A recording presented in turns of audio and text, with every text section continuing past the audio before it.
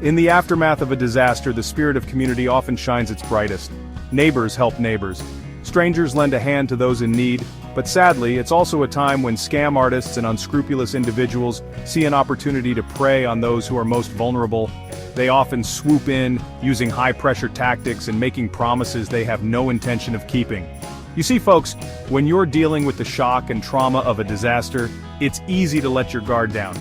You're just trying to pick up the pieces and put your life back together. That's when these predators strike, offering quick fixes and deals that seem too good to be true. And more often than not, they are. That's why I'm here today, folks. I want to empower you with the knowledge and tools you need to protect yourselves and your loved ones from becoming victims.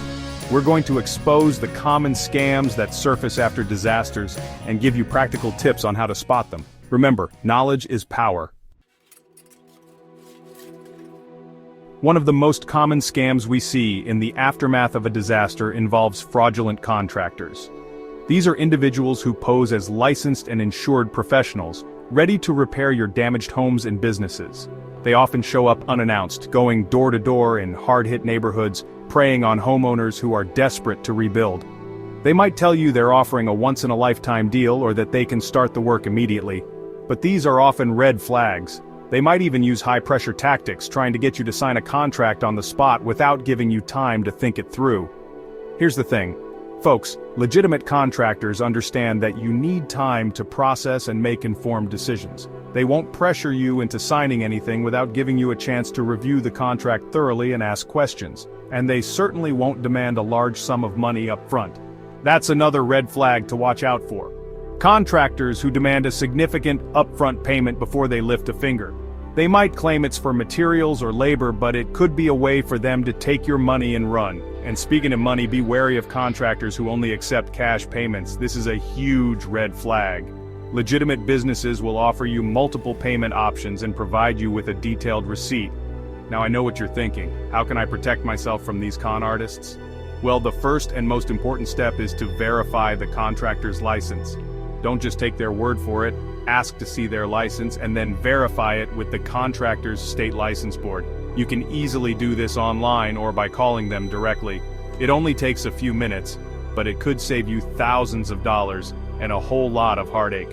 Another crucial step is to get multiple quotes from different contractors. This allows you to compare prices, services, and experience levels. Don't be afraid to ask for references and check online reviews. Remember, folks, it's your hard-earned money and your home.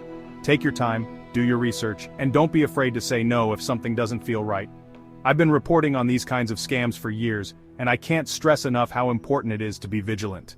These con artists are counting on you to be caught up in the chaos and confusion of the disaster. They're counting on you to make a hasty decision.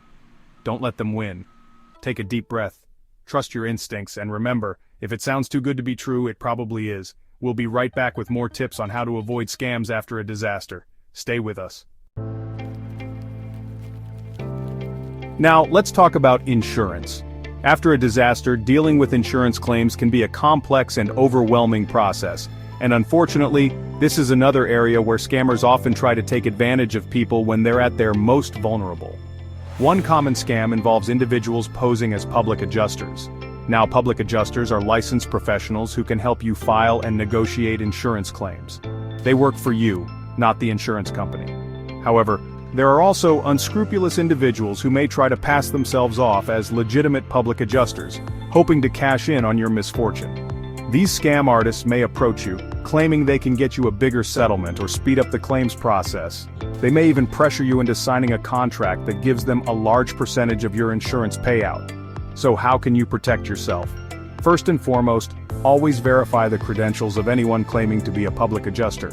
You can do this by contacting the California Department of Insurance. They have a website and a hotline where you can check if an adjuster is licensed and if there have been any complaints filed against them. Another thing to watch out for is anyone who asks for a fee up front before they've done any work. Legitimate public adjusters typically charge a percentage of the settlement they obtain for you, not an upfront fee. Now, in some cases you may need legal representation, especially if your insurance company is giving you a hard time or denying your claim. But be cautious of lawyers who solicit you directly after a disaster, especially those promising unrealistic outcomes or demanding a large fee up front. It's always best to seek out legal advice from a reputable attorney who specializes in insurance law and has a proven track record. You can ask friends, family, or colleagues for referrals, or you can consult with your local bar association for recommendations. Remember folks, when it comes to insurance claims and legal matters, it's crucial to be informed and proactive. Don't be afraid to ask questions, do your research, and seek out reliable sources of information.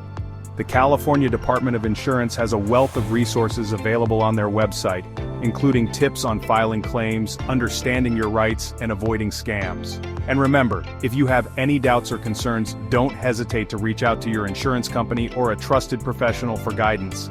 It's always better to be safe than sorry. We'll be back after the break with more essential tips on avoiding scams after a disaster. Don't go away.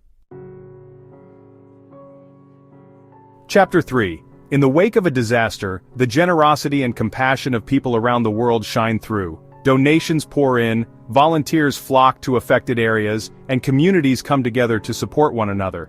But sadly, this outpouring of support also attracts scammers looking to profit from the misfortune of others. One common scam involves fake charities. These are organizations that pop up overnight claiming to raise money for disaster victims. They might have heart-wrenching names and logos, tugging at your heartstrings and urging you to donate generously. But in reality, these charities are nothing more than fronts for scam artists to line their own pockets. They might create fake websites or social media pages, making it seem like they're legitimate organizations. So how can you tell if a charity is legitimate? Well, the first step is to do your research. Don't just donate to the first organization that pops up on your social media feed. Take some time to verify their credentials. A great resource for this is Charity Navigator. It's a website that evaluates charities based on their financial transparency, accountability, and impact. You can search for a specific charity or browse through different categories to find organizations that align with your values. Another red flag to watch out for is charities that pressure you into donating immediately or those that ask for donations in cash, gift cards, or wire transfers. Legitimate charities will provide you with multiple ways to donate securely, such as through their website or by mail. And speaking of donations, be wary of individuals approaching you in person or over the phone, soliciting donations for disaster relief. While some of these individuals may be well-intentioned, it's always best to donate directly to a reputable charity rather than handing over cash to someone you don't know. Now, besides fake charities, another unfortunate scam that often surfaces after disasters is price gouging. This is when businesses or individuals take advantage of a state of emergency to inflate the prices of essential goods and services, such as gasoline, food, water, and building supplies.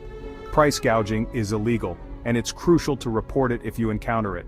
You can do this by contacting the California Attorney General's office or your local consumer protection agency.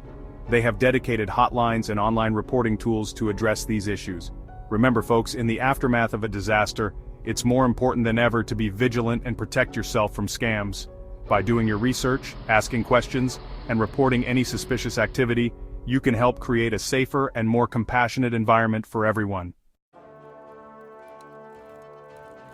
As we've seen, the aftermath of a disaster can be a breeding ground for scams and fraudulent activities. But by staying informed and vigilant, you can protect yourself and your loved ones from becoming victims. Remember, knowledge is power. The more you know about the common scams that surface after disasters, the better equipped you'll be to spot them and avoid them. Don't be afraid to ask questions, verify information, and trust your instincts. If something doesn't feel right, it probably isn't. And if you do encounter a scam, report it to the authorities immediately.